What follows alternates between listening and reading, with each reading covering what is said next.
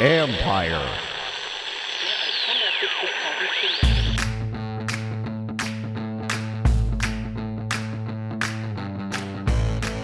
Hello and welcome to my podcast. Do me a favor, subscribe to the John Keim Report wherever you get your podcast. You're watching on YouTube, hit that like button, hit that subscribe button. You can find us there as part of Empire Media. That's AMPIRE. Always much appreciated when you tune in. And just a couple of quick programming notes. One, you can always find my work on ESPN.com. Going to have a story up sometime over the next several days on the impact that Eric Bieniemy has already made within the players, within the organization, etc. Goes way beyond the yelling, folks. Anyway, but that's a part of it, but it's why he does it that I think has made the impact. Anyway, that's one thing. Two, starting next week, I'm going to be going to 2 podcasts a week because we're hitting the dry months of the summer. As we ramp back up toward training camp, I'm going to get back up to 3. And then in training camp, I will be doing a podcast every day after practice to give you a wrap up of what happened during the day, a quick update, just so you can stay informed and educated about what's going on with the Commanders. Also, I'll be having guests like Logan Paulson coming up soon over the next week or so, hoping to get some other guests on here, have some interviews with coaches, including one with Ron Rivera about Eric Bieniemy that I'm going to play at some point as well. So stay tuned for all that. Even though it's going dry in the summer months, I've still got stuff for you. And then there's going to be stuff on the sale whenever that finally gets approved or voted on, etc. Anyway, today is just a mailbag, you and me, and I'm answering your questions. So I'm going to try to get to as many as I can. I think it's like 11 of them down here there were, several dozen questions, but I'm going to answer. I'm going to get to, I'm hoping 11. I don't want to keep you on here too long and have to listen to me for too long. So let's go right to it. You're going to see if you're on YouTube, you're going to watch me read questions off my computer. Anyway, the first one from Hyperbolic Take Commander. Do you think playing against a stifling defense day in, day out limits Sam Howell's growth? I understand competing against a good defense is a good thing, but if it creates anxiety in Sam and leads to bad habits, could that be an issue? Well, yeah, it could be an issue. In Howell, if that's what creates some bad habits or creates anxiety in him, good Lord, you don't want that guy starting. So yes, competition is what's going to drive him. If he was facing a bad defense, and let's say you kind of the other way, what if he develops a false sense of security or in who he is or what he can do or what he must do in there because he's not being challenged in practice? I want a guy to be challenged because that is how you grow. It's how I've grown in any situation I've been in and any athlete I've seen develop. When you get put into a tougher situation, you either rise up or you don't. And I think it's good for him because here's the flip side to that. If he's losing every day, if he's getting beat up every day, then you don't have the right guy playing quarterback. But if he's getting his own victories along the way and developing, that's when you know you have the right guy. To me, a big part of playing quarterback in the NFL is what happens when things go bad. How do you respond? Because this always happens. Kirk Cousins took a long time to learn how to respond to interceptions and negative plays. And I felt like it slowed his development a little bit as a quarterback. But if you're wilting because of what you face in practice, you got the wrong guy, period. So I think this is a good thing. I think this defense is really good for him. The defense plays fast. So I think what it gives him is a sense of what he might see. And I think I've used this before, but little things like what this defense can do because they are experienced and they are experienced in this defense and in this coverage scheme. So they can do things like disguise coverages a little bit better. That's going to help Howell because he's going to see that during the season. And the more he sees it in practice against a good defense, let's say he goes out there and has success against a good defense in practice. Don't you think that gives him more confidence going into a game and then, what he can do there? I say it does. And it absolutely does. Because again, if he wilts because of it, you do not have the right guy. So I think this is a very good thing for him because also, and I'm going to get to this to my next question, It's not like he hasn't had success out there. He has. So when you know you're facing a good defense and then you have some success, that builds your confidence. And that is what will propel you during the season way more than if you get a false sense of security and then you get challenged during the season. And then what? I'd rather find out now. And I think one of the big things that they've had trouble with some of these roster decisions or just position choices or whatever, player choices, is they don't learn enough about some of these guys until it's too late. Well, I think you're going to learn about how because of that defense. So thank them for that. All right, number 2, Mr. Rob Anthony wants to know, how is Sam looking? I've heard mixed reports. I've heard up and down. I've heard he has earned the respect of his teammates, heard he's way ahead in the competition. In your opinion, how did he look? How's he picking up the new offense? Well, there's a couple of things to keep in mind. First of all, I think his development has looked good. So that's the key. It's not just, I think in this situation, you can't be results oriented. You have to be very process oriented. And that's how they're going to take the approach. So in practice, I might see him throw an interception. What you don't always know if you're standing on the sidelines is why that occurred. What happened? What led to that decision? What led to that throw? Was it a bad decision? Was it a bad play call against that defense? Was it a defense he hadn't seen? Because that's happened a lot too. There are a lot of times that they might be showing a blitz that they haven't practiced against or game planned against. So he's really got to learn on the fly how to handle that situation. Now, as you move on in camp, you're going to get ways to handle those sorts of situations. But in this case, I do think he's looked good. I think he's developed at the right pace. There are definitely days where it's like, okay, the defense looked really good that day. The defense got him. They got the offense. And that happens. And again, if it's not happening, then you don't have the defense you think you do. The defense is further ahead than the offense right now because they've been in it. This is a new offense, a young quarterback, and a new offensive coordinator for them. So naturally, there's going to be a developmental or some growing pains with that. So some of the things that I've liked with him, I felt like early on his rhythm and timing was really good. And I do see it, especially in the 7-on-7. I know that's not what you're going to face in a game, but I think if you don't have the timing and rhythm in a 7-on-7, kind of a bad sign. And I've seen that with other quarterbacks here before. Shoot, I'll go back to 2015 with Robert in the spring practices. Too often you would see him take off running in those 7-on-7 situations. And you talk to guys who are experienced quarterbacks who were in the building, and they would say, that's a bad sign. I don't see that a lot with Howell. Now, once in a while, you might see him having to do that. For the most part, he's getting rid of the ball. So he's making good decisions, I think, in those situations.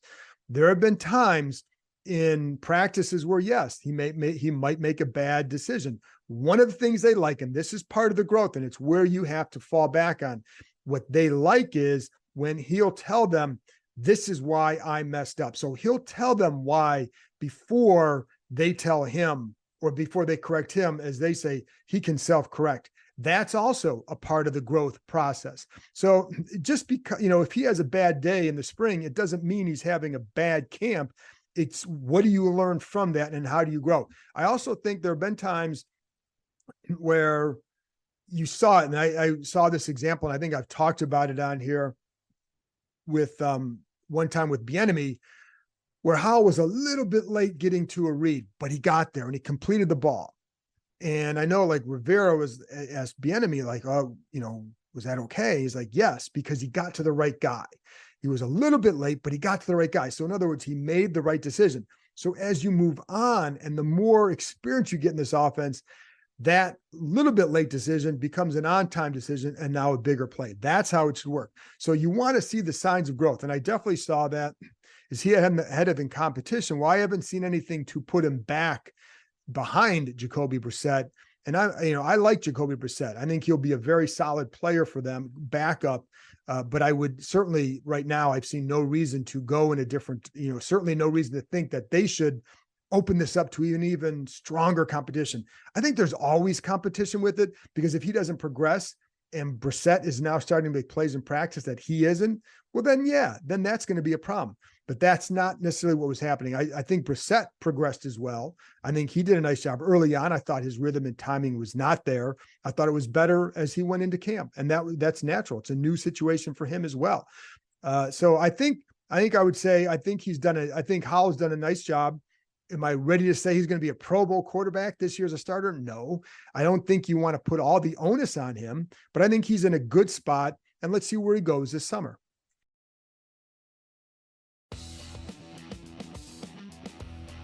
School is out and summer is here, so it's time to plan your next family adventure.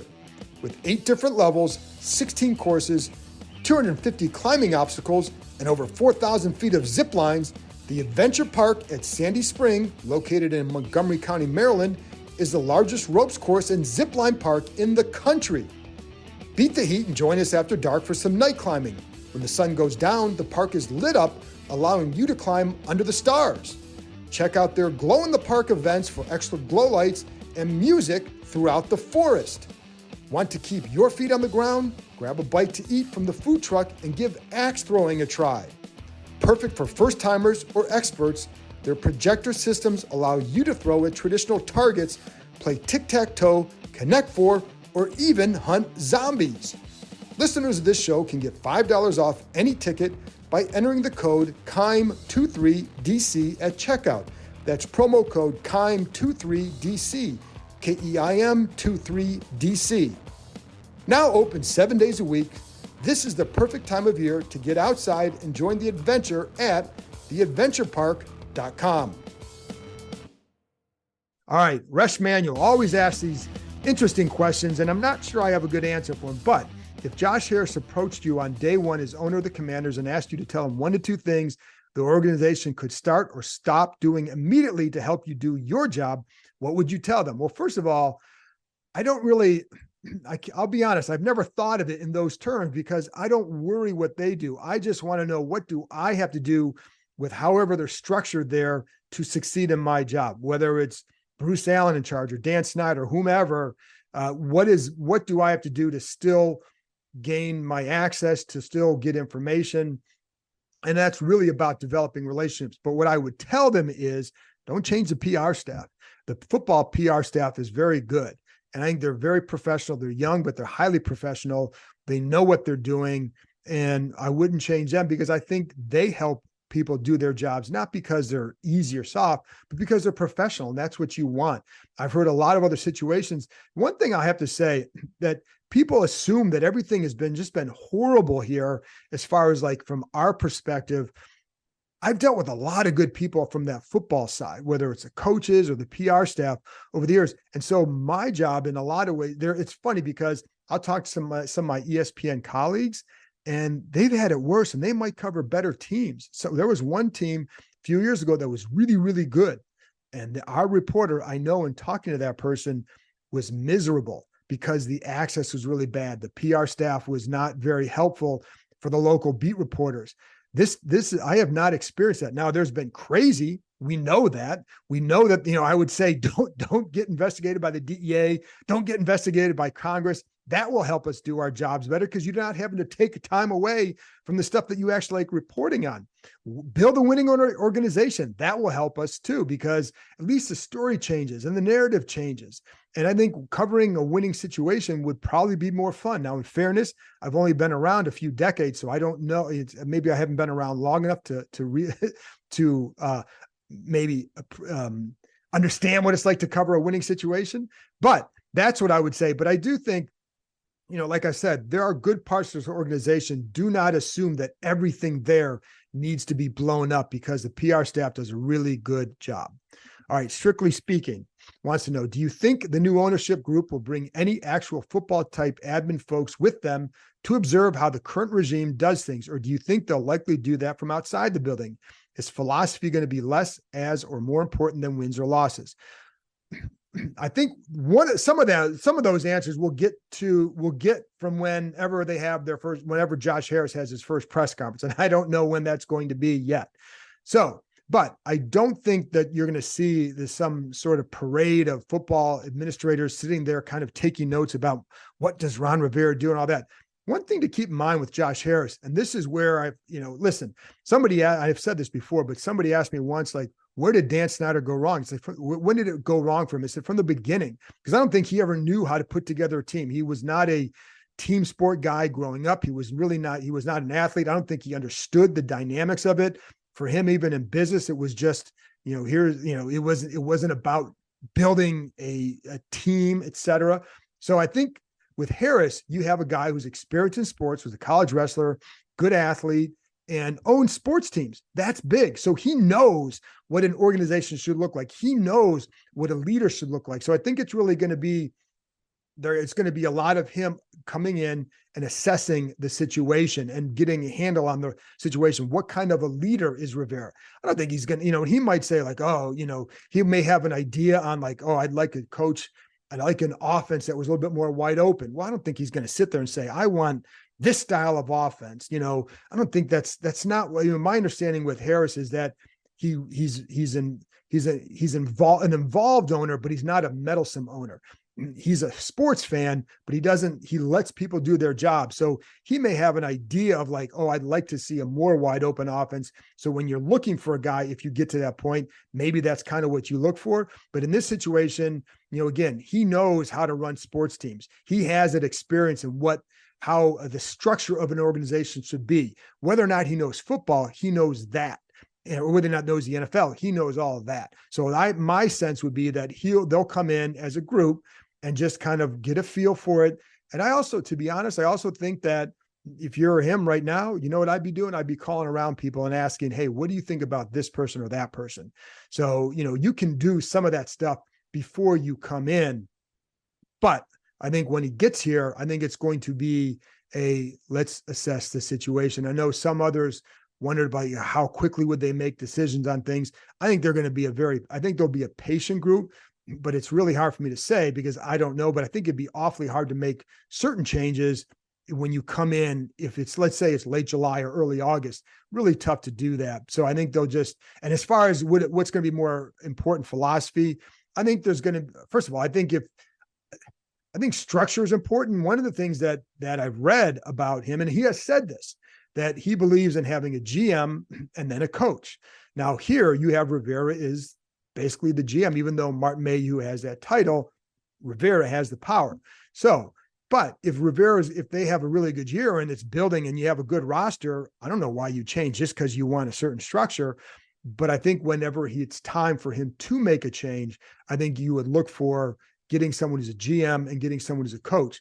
But again, if it's big, if they go out there and win this year and they do a pretty good job and they have a good roster, I don't know why you would say, well, this is my belief, so I'm going to change. If it's going well, it's going well. And, but it's hard to answer about the philosophy stuff because I just don't know it just yet. Bobby Boucher, I think it's AMFHT Commanders. Why can the NFL, I think he wants to say, why can't the NFL owners jump on Zoom and approve this new ownership? Now, I'm answering this one because some others have asked here, why is it taking so long? Well, I've kind of explained in a few podcasts, why is it taking so long? First of all, he's got to get in compliance. The bid has to get in compliance with NFL guidelines. So there's too much debt. They want more equity in the deal. There's also 20 limited partners. That takes time to vet. As far as the Zoom goes, I had the same question. But what I've been told is that the owners like to do this in person. I think they also want to get a sense of the guy. This will be the first time a lot of them will meet him. So I think that's important for them as well. And so that's partly why. But it is funny because one of the things with this vote, I know we've been floated 2 dates, July 20th or August 8th. But as people have told me, it's really hard to get 31 billionaire owners together to get a date where you can go vote. So that could take a little bit of time there. But as far as the Zoom, they just prefer to do it in person, but it's a good question. District Sports Talk wants to know, we know Forbes is going to start, but it's hard being a great defense with 2 rookies in the secondary. Well, not really. How likely is it that they go into the year with 2, and I think he wants to say rookie starters in the secondary? I mean, Forbes, yeah, I would expect him to start. It'd be a big shock if he doesn't start. And if he's not clearly he is one of their top 3 corners.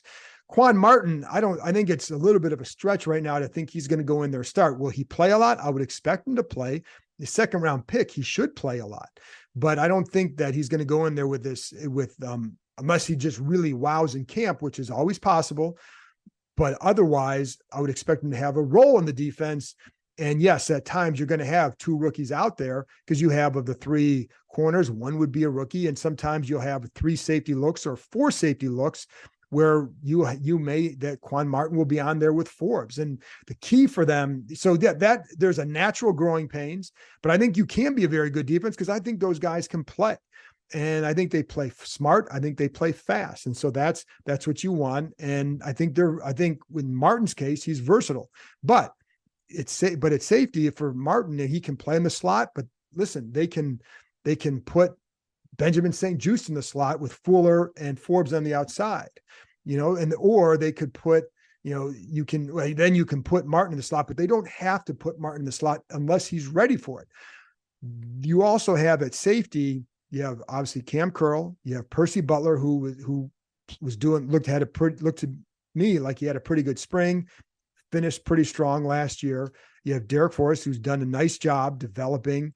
And, so you've got 3 other guys there, and Jeremy Reeves, who can do a little bit of everything, who continues to feel more confident in this defense. So, I think it's going to help ease Martin's transition to the defense, but you can still have a very good defense because for the most part, let's say those 2 are playing, you got 9 other veterans out there, and, almost all of them will be experienced in this defense. That can help quite a bit too.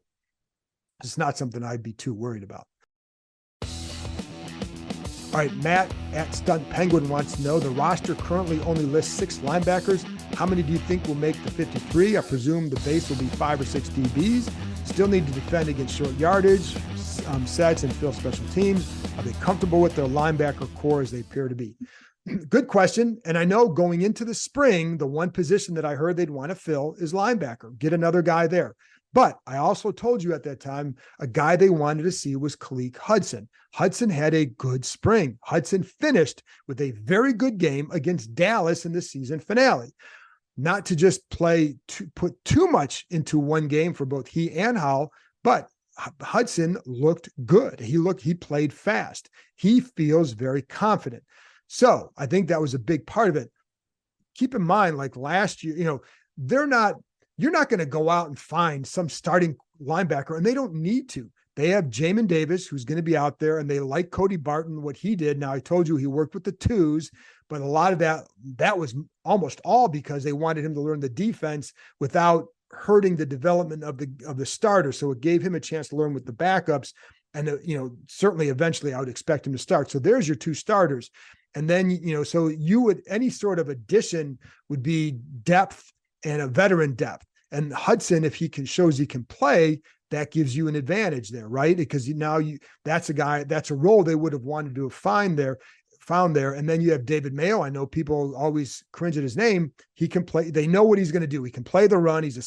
That's your special teams guy. And Hudson's a special teams guy. So yes, that part is important. And one thing that I was always taught from coaches is the better depth you have at linebacker, the better your special teams are. So, so could they add somebody there? Yeah, I think if that's still the one spot where I'd say, if you're going to add somebody, that's probably where it would be. And I could see, last year, I think in the first game, I think there were 5 linebackers who played, including on special teams. So I would think 5 or 6, 5 make the roster. Keep in mind that one of the things that they have the benefit of is the versatility at safety. They can go with a 5-1 set with Davis or Barton, depending on the situation, as a linebacker, or you can go with a 4-1 and have 6 DBs because you have versatility at safety. You have a couple guys who can play that big nickel in Martin and then in Cam Curl. So it gives you that versatility and lessens the need to find, a certain level of linebacker. But yeah, I think that's still a spot I would watch just for the depth purposes. And, and then, see, but right now they seem to be fairly comfortable because of Hudson's development, but I'm just going to pay attention to that one. All right. Just a fan at COYG and HTTC. With this kind of being a prove it deal for EB, meaning Bieniemy, is there a successor in place if his offense is extremely impressive and he ends up getting a head coaching job in the next year or 2? Good question. And I'm glad you asked that because yes, there is. And now I'm going to say his name. Everybody calls him Tavita Pritchard. he actually, when he introduced himself to us at a little round table we have with the assistant coaches earlier this month, it's Tavita Pritchard. So anyway, he's the guy that I think that if Bieniemy Lee, let's say, listen, if all goes well this year, Bieniemy should be a head coach next year. He should be. If he's here for 2 years for the Commanders, that's even better because it gives Pritchard more time to learn the NFL. He's coming from Stanford, so he was only coaching in college. So only being in the NFL 1 year would be an awful big ask to me for being a coordinator. But he's a guy that they really are, I think that they like having on their staff. So he's the young guy to develop. It's just a matter of at what point would he be ready to be an offensive coordinator? Because that's a huge responsibility. It's not just calling plays, man. It is so much more than that. And, so I think, but he's a guy that I would watch because on their staff, I don't see anybody else. And, if the year goes bad, then it's not going to matter anyways. But yeah, if it goes bad, if it goes well, I could definitely see him getting a head coaching job, meaning Bieniemy. And then the decision is Pritchard ready or not? Because he's the guy to watch in this situation. That's a good question. Mike RNFN1 wants to know, is Washington really interested in Kareem Hunt? If so, is this an indication of concern with the running back room? Are they not what EB wants? Well, I addressed this on the last podcast, and all I would say is, that I had people there in positions of who know what's going on, who just said they had no clue where that was coming from. We do know that Bieniemy is close to Kareem Hunt. I do know that they like Brian Robinson and they're excited about Antonio Gibson. And Bieniemy is the guy who would really like Chris Rodriguez. Now, could Kareem Hunt be a good backup for them? Well, of course, because he knows the offense and they know, and Bieniemy knows what he can do. Keep in mind though, people, the one thing I always say is don't chase names, chase the talent. And right now I look at Kareem Hunt. He certainly would be a good backup for a team. Does different things than Robinson. I think with Gibson, I think he's the guy that I would rather have in that situation. But if he would be willing to come here for depth, then sure. But anyways, as far as is their interest real, that's just me kind of opining on, but is their interest real? I haven't gotten to the point where I feel like it's really real as more, because again, it's just that thing came out last week from Josina Anderson and then it just it died. And like I said, what I was told is I don't know where that's coming from.